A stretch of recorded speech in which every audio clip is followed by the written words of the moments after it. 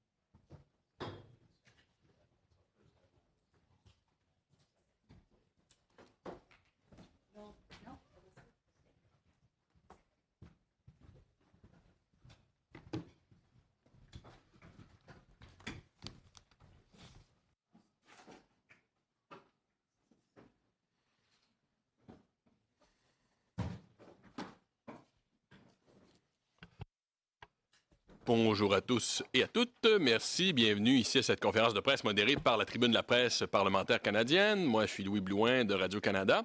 Je vais passer la parole à quelques interlocuteurs et après, on va prendre les questions. S'il y a des gens qui sont en ligne, je vous invite à lever votre main virtuelle. On va commencer avec Susan O'Donnell de la Coalition pour le développement énergétique responsable au Nouveau-Brunswick. Merci. Good morning. I'm Susan O'Donnell, visiting from Fredericton, the territory of the Wolastoqey, the people of the beautiful and bountiful river. This week, activists from east to west are excited to be here in Ottawa. This is not the nuclear week, not the nuclear lobby week. We're meeting with MPs to share information about small modular nuclear reactors, nuclear waste, and plutonium extraction. These issues are outside of partisan politics. They are of great importance to Canadians and to Canada's future. We would like to thank the 4 members of Parliament who accepted our invitation to share their views on these issues. Elizabeth May, Leader of the Green Party of Canada, MP for Saanich Gulf Islands. Mario Simard, Député de Jonquière, Bloc Québécois. Jenica Atwin, my MP for Fredericton, Liberal. And Alexandre Bouleris, MP for Rosemont-La Petite Patrie, NDP. I'm speaking for the Coalition for Responsible Energy Development in New Brunswick, and my colleague Jeanette Charbonneau from Quebec is speaking for the Ralliement contre la pollution radioactive. More than 120 civil society groups signed a public statement calling SMRs dirty, dangerous distractions from real climate action. The nuclear industry, led by US and UK corporations and startups, has been lobbying and advertising heavily in Canada. The industry is trying to convince us that new, smaller reactor designs will somehow address the climate crisis and overcome the exorbitant cost, toxic radioactive waste, and nuclear accidents that have plagued the nuclear industry for decades. New nuclear is already far more expensive than proven renewable energy sources like wind and solar, and there is no guarantee that these nuclear experiments will ever generate electricity safely and affordably. We must prioritize affordable, reliable, quickly deployed and proven solutions, energy efficiency, and renewable energy technologies. While we're waiting to find out if SMR experiments will work, Canada is wasting time that must be spent urgently on genuine climate action. SMRs create new types of toxic radioactive waste that would be very costly and difficult to isolate from the environment for millions of years. People in New Brunswick, in Ontario, in Saskatchewan, and Alberta are concerned about the push to develop SMRs that could be abandoned in place, ultimately transforming their communities into radioactively contaminated sites and nuclear waste dumps. Some SMRs are planning to extract plutonium from nuclear fuel waste. This undermines global nuclear weapons non-proliferation agreements that Canada has helped achieve. Recycling and reprocessing as schemes to eliminate nuclear waste are fraudulent. These are the issues we are asking MPs to bring to their caucus colleagues. Ottawa must stop funding SMR development. Governments must do due diligence on the full costs and dangers of SMRs, the waste they will produce, and their long-term liabilities. The Nuclear Waste Management Organization must be required to report to Parliament on the additional costs and dangers of the unorthodox waste produced by SMRs before a site is selected for the proposed deep geological repository. We need an independent investigation into the nuclear weapons non-proliferation implications of plutonium extraction. Most SMRs are currently exempt from impact assessment, and all SMRs must be subject to the Impact Assessment Act. The Environment Minister has a request before him now to require an impact assessment for an experimental SMR planned for the Bay of Fundy. Granting the IA would be Canada's chance to get this right for people and the planet. Thank you. Elizabeth? Thank you, Dr. O'Donnell. C'est un grand plaisir pour moi d'être ici parmi mes collègues de tous les partis, de MPD, libéral et Bloc québécois. Je dis un grand merci à tout le monde parce que nous sommes engagés dans un projet difficile, parce que le travail des lobbyistes est tellement avancé. C'est clair que dans la lutte contre le changement climatique, l'énergie nucléaire et les petits, les petits réacteurs modulaires sont une distraction sale et dangereuse. We're here and hoping to raise the reality and our voices that the done deal of federal and provincial millions of dollars flowing to so-called small modular reactors is fraud. It has no part in fighting the climate emergency. It, in fact, takes valuable dollars away from things that we know work, that can be implemented immediately in favor of untested and dangerous technologies that will not be able to generate a single kilowatt of electricity for a decade or more. And by the way, let's add to the words that Dr. O'Donnell used in describing this as the work of US and UK lobbyists and corporations. The real key player here, I wish, and I say it again, that the RCMP had actually investigated the SNC-Lavalin lobbying efforts that led to the resignation of former Justice Minister, the Honourable Jody Wilson-Raybould and Jane Philpott. SNC-Lavalin tends to get what it wants regardless of who is in power. So back when Stephen Harper was Prime Minister, Atomic Energy of Canada Limited, a Crown corporation that had been the recipient of generous billions of dollars of subsidies for CANDU reactors and other operations across Canada, Atomic Energy of Canada Limited was sold to SNC-Lavalin for the bargain basement price of $15 million. Behind the SMR lobbying mania stands SNC-Lavalin. They're hidden. You can keep looking. They're behind the Moltex reactor in New Brunswick. They're behind the ARC New Brunswick reactor. SNC-Lavalin owns AECL and is the primary shareholder in Canadian nuclear laboratories. They're pretending that this reduces nuclear waste. It increases nuclear waste. And to create and risk creating a plutonium economy is to endanger the entire planet with the increased threat of nuclear war, theft of plutonium, terrorist assaults with dirty bombs. The story is a long one. As one recent letter writer to the Hill Times pointed out, we're entrusting to SNC-Lavalin a new untested bait of projects with nuclear reactors across the country involving plutonium fuel. And this is the same company that can't run a railway in Ottawa. So the question is, what could go wrong? Just about everything. Thank you, Elizabeth. Mario. Merci, Elisabeth. Heureux d'être ici avec des collègues dans une volonté non partisane pour parler, selon moi, d'une aberration. Considérer les petits réacteurs nucléaires comme étant de l'énergie propre, c'est une aberration. D'autant que je tiens à vous souligner que dans le budget fédéral, il y a 36,8 milliards de dollars qui vont être accordés aux énergies propres, ce qui veut dire que les petits réacteurs modulaires se qualifieraient pour avoir une portion de ces sommes-là qui sont fondamentales pour la transition énergétique. Et on sait très bien, on a fait la démonstration à travers de nombreuses études que ces petits réacteurs modulaires-là coûtent 10 fois plus cher que la production d'énergie par éolienne.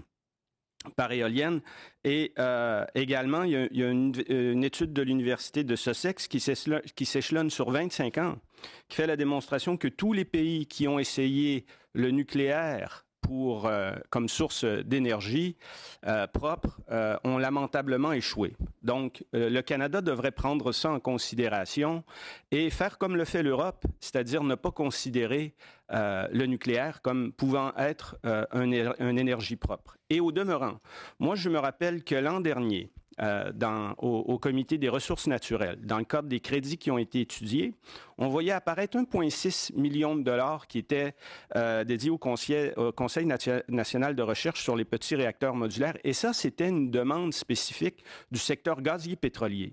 Le secteur gazier pétrolier qui espère remplacer dans ses procédés l'utilisation de gaz pour en avoir plus, veut utiliser des petits réacteurs modulaires. Donc là, on est dans une autre dimension où on cherche à produire plus de gaz, plus de pétrole en utilisant le nucléaire.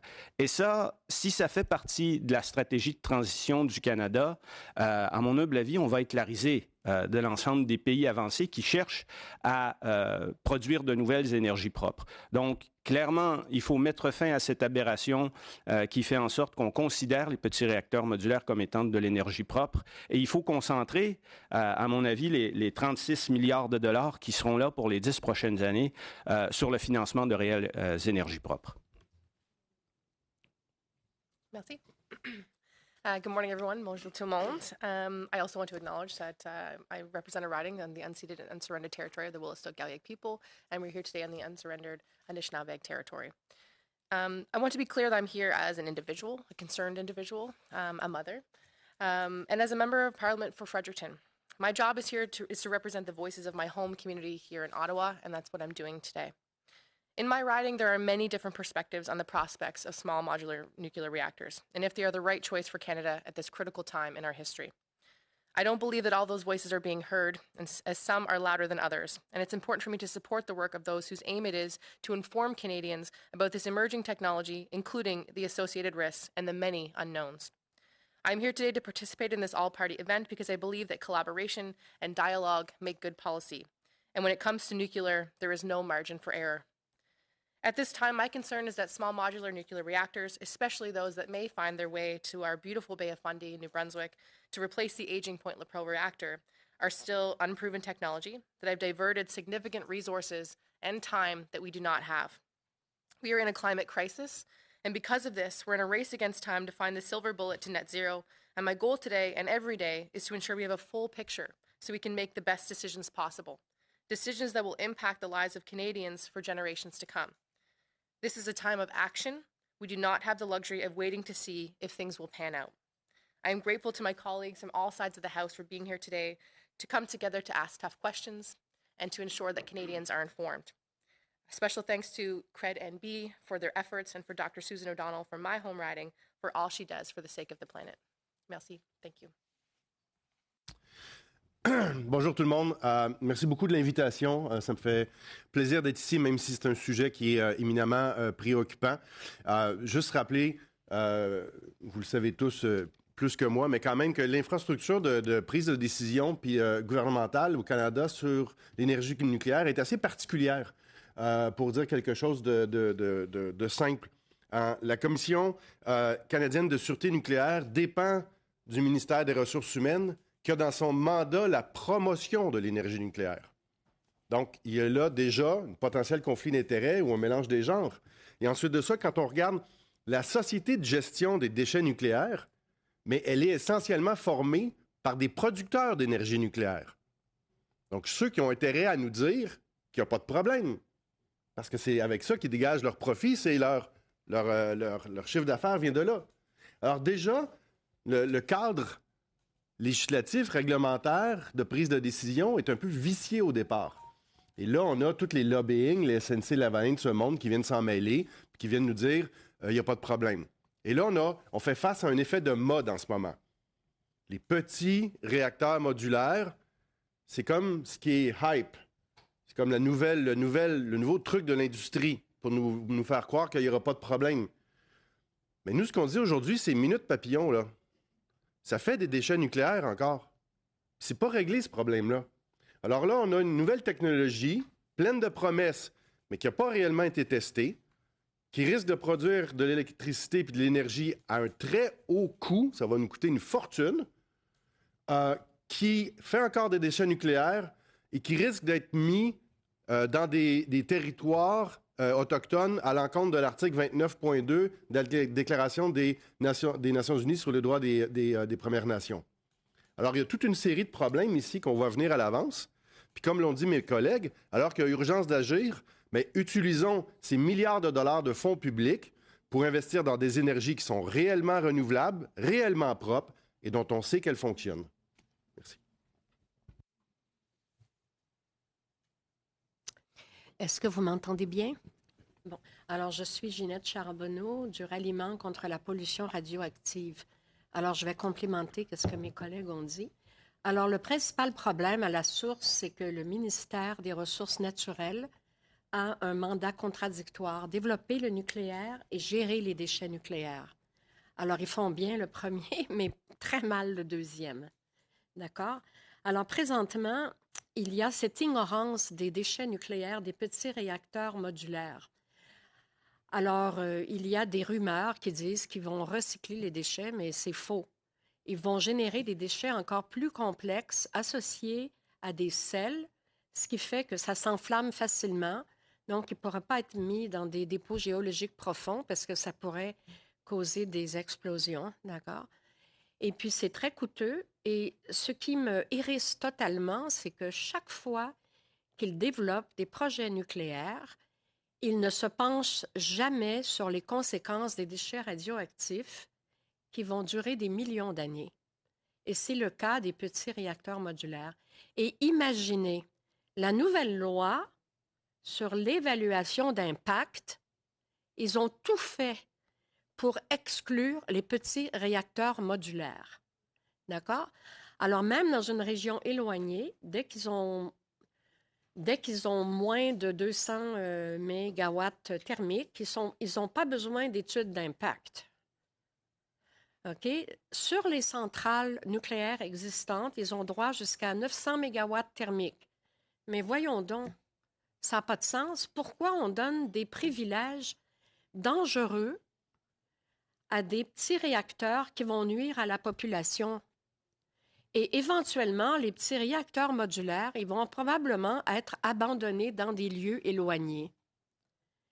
Et certains d'entre eux vont servir pour extraire le pétrole des sables bitumineux, comme si on avait besoin de ça. Alors moi, je suis révoltée d'écouter tout ça. Si les gens pensent que ça va régler pour le climat, vraiment, ça ne va pas régler pour le climat. Ils ne vont pas être prêts à temps du tout. Et puis, c'est très dangereux pour la santé de la population. Et puis, deuxièmement, il y a cette histoire du plutonium. Bon, il faut du plutonium dans les petits réacteurs modulaires. Le Canada a signé un traité de non-prolifération des armements nucléaires. Alors, qui respecte ses engagements? On n'en veut pas de plutonium. C'est très dangereux de faire une bombe avec du plutonium. Alors ça, ce sont les principaux arguments, d'accord? Un autre point chaud, là, c'est qu'il faudrait absolument que quand le gouvernement consulte la population, qu'il l'écoute. On sort d'une consultation pour une politique sur les déchets nucléaires. On a travaillé très fort, très consciencieusement, Ils ne nous ont pas écoutés. Et là, maintenant, il y aura une stratégie aussi. Ils ne vont pas nous écouter. Alors, on est tout à fait contre les petits réacteurs modulaires et contre l'extraction du plutonium. OK. Très bien, c'est ce qui met fin aux allocutions. Je vais passer la parole aux gens dans la salle. So we will now move to questions. So it's please one question, one follow-up. Please identify yourself and your media organization, please. And you can push the little button in front of you on the microphone base. Maybe, peut-être monsieur... Mark Ramsey, National Post. This might be a question for Dr. O'Donnell. You said this was a all-party thing. Were any Conservative MPs invited, and what was their response? Yes, we did invite a Conservative MP who was unable to come. Yes. What was the reason? That they were otherwise occupied at this time. Thank you. Kevin Philippopoulos with the Hill Times. Question for Ms. Atwin. We've heard the Prime Minister and other cabinet ministers make fairly bullish statements on using nuclear energy as part of the energy transition. Are you an outlier in your party, or are there other MPs who kind of share your either skepticism or wish to find out more before decisions are made?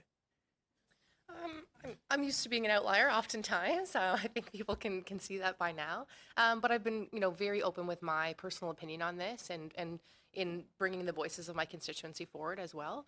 And so, I've had conversations with my colleagues and they're certainly open to pursuing research and understanding more about the process. But I mean, we're also looking at, an energy crisis. We're looking at, the Atlantic Loop. We're looking at greening our grids.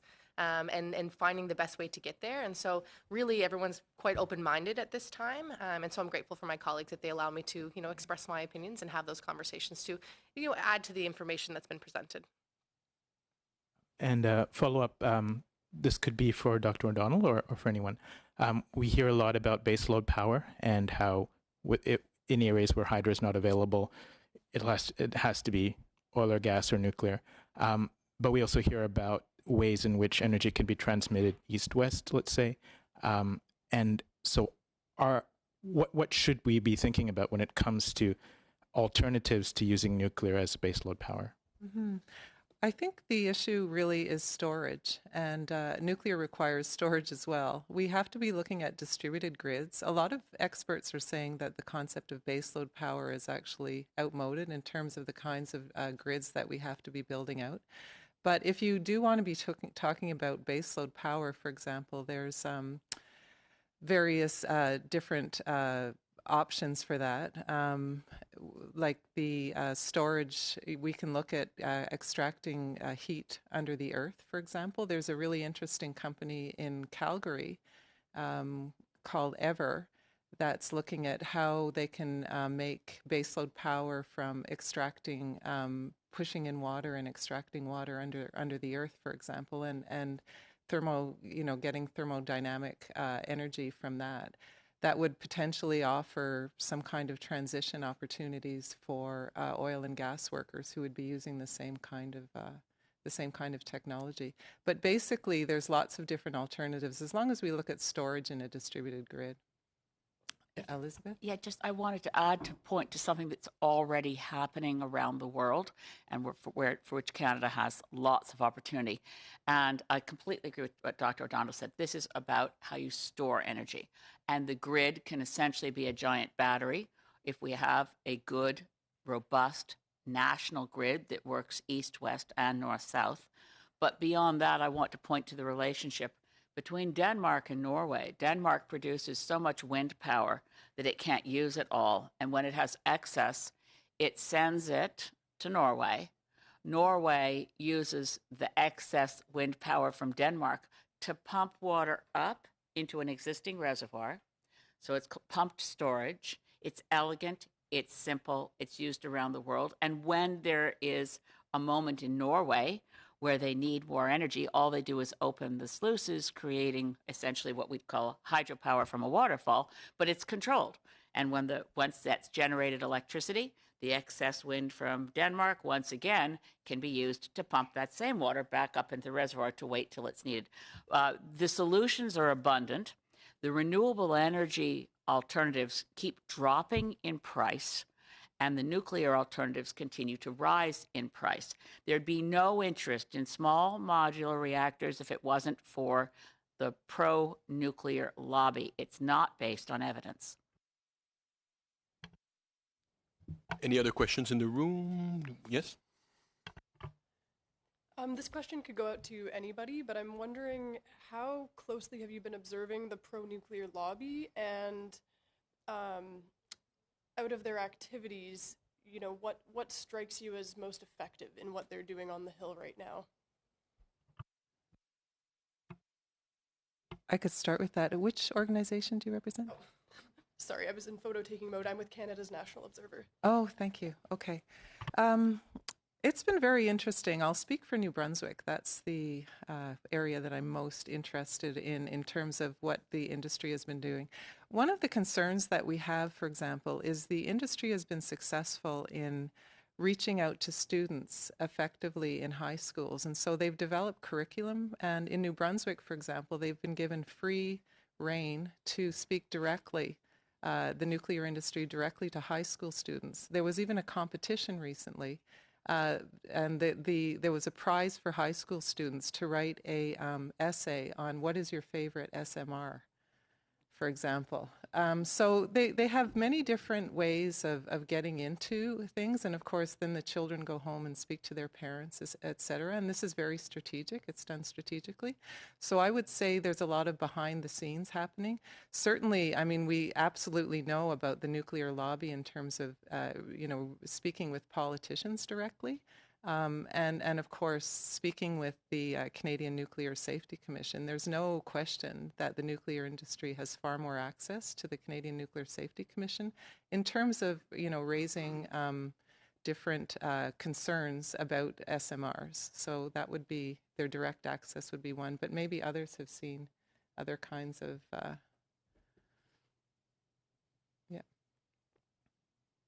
Just quickly, then I turn to my colleagues, but in many ways, the nuclear industry doesn't need to lobby Ottawa. It owns Natural Resources Canada. It owns Natural Resources Canada as a civil service because that's where AECL was housed for so long. So when Minister Wilkinson stands up and says that, quote, there is no path to net zero that doesn't include nuclear, unquote, that's not true.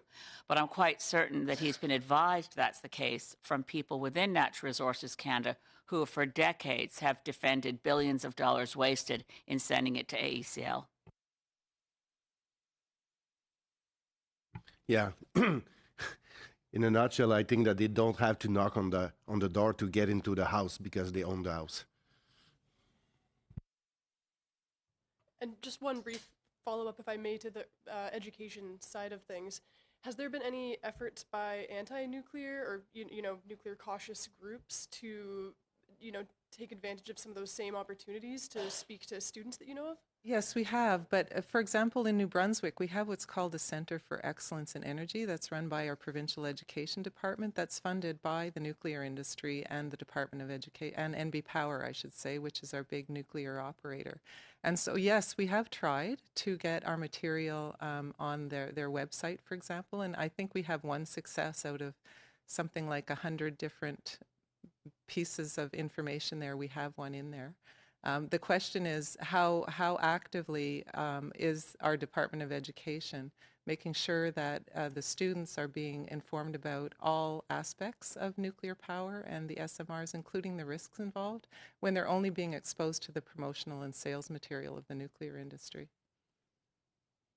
Si vous permettez, je me permets une question. Un des arguments qui revient souvent pour ces petits modules, c'est que ça permettrait d'alimenter des communautés autochtones éloignées dans le Nord.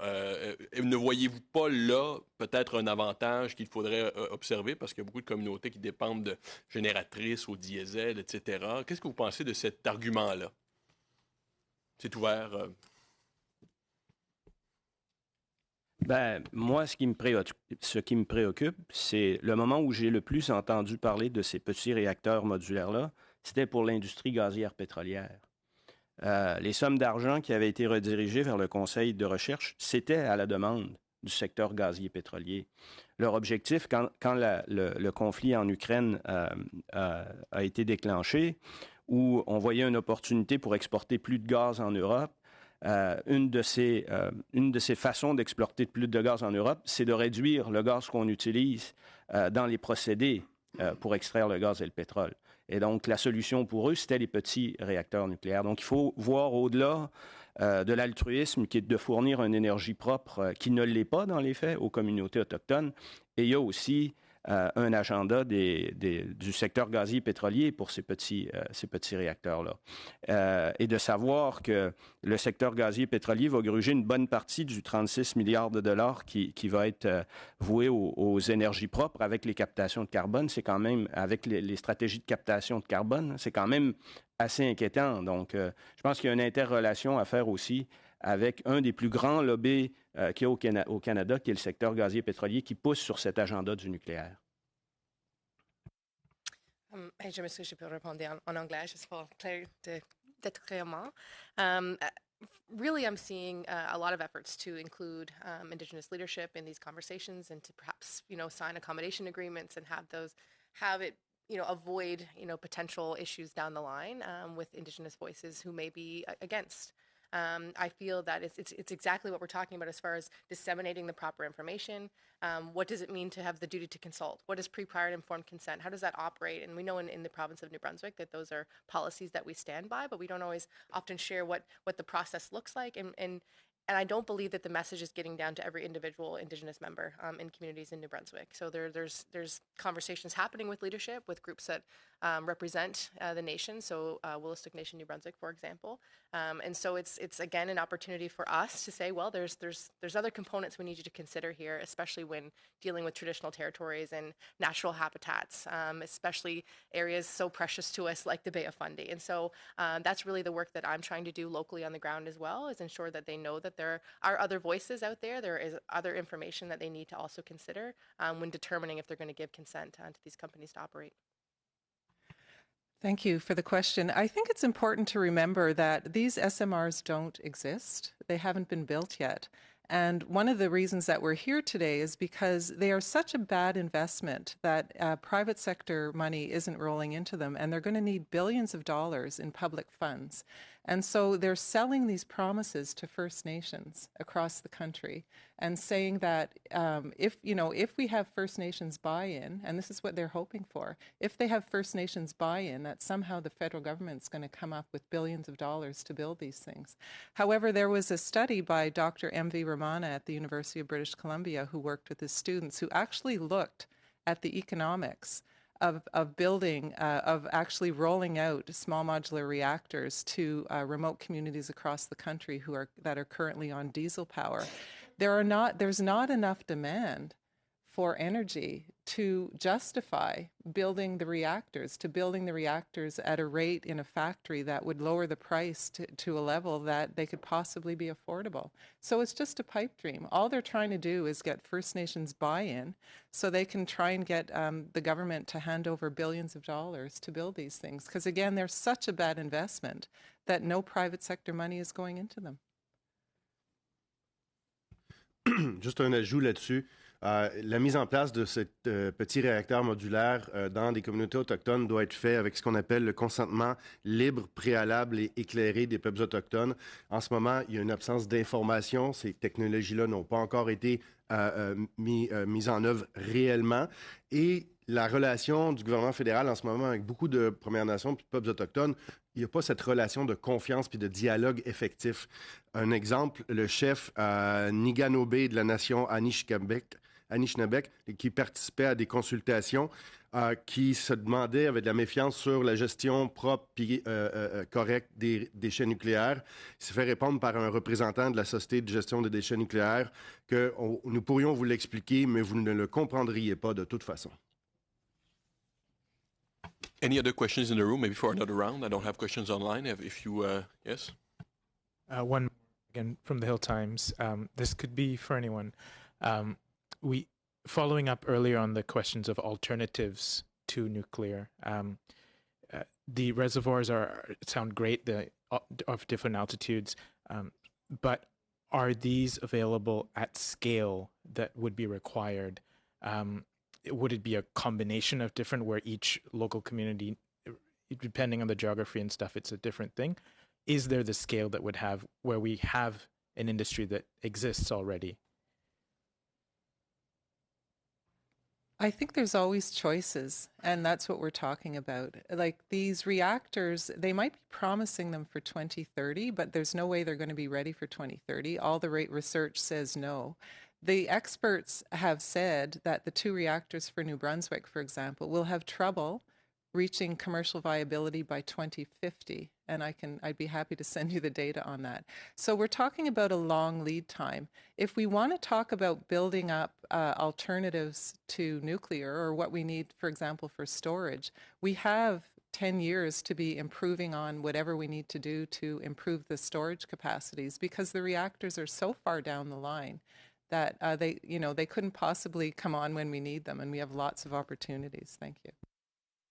If I may, Kevin, I just wanted to point out other opportunities. It would not be one sole choice for Canada for where we store our energy. Fundamentally, we need to improve the grid. That was recognized in this year's budget for the first time, east-west and north-south. We can improve pumped storage.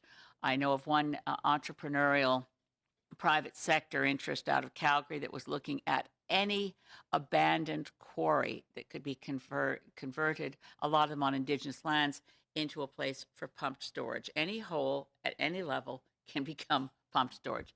As well, there are about 100,000 abandoned oil wells in Alberta. According to Alberta government data, about 10% of them have enough heat at depth to produce geothermal electricity without any need for new fuel, perpetual sources of clean electricity in Alberta right now, using the same people and workers who dug the well in the first place to ensure that it's converted to producing geothermal electricity. There's tidal power, and we mentioned sun and wind, which are the ones that are dropping in cost the most. Okotoks, Alberta now has a large solar facility producing electricity at 3 cents a kilowatt hour.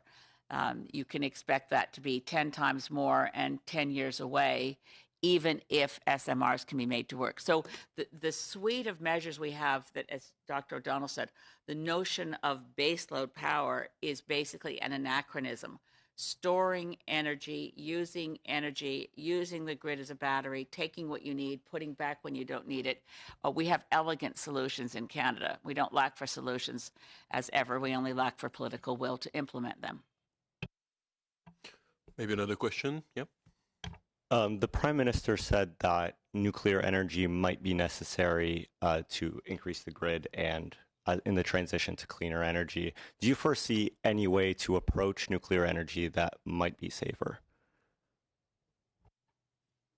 Well, first of all, I think the Prime Minister needs better advisors. That's what I would say. Because if he's not aware that it's possible to build out an entirely renewable system with storage, then he's not getting the best advice possible, because that research is out there. There's lots of reports out there. Certainly, will be potentially, although there's even alternatives for that right now, not nuclear power reactors for making medical isotopes, but research reactors are being used for medical isotopes. We certainly don't need nuclear power reactors to do that, even though there are many alternatives for that. So I think there is a role for some potentially research going on, but not in nuclear power, because we don't need nuclear power. Thank you.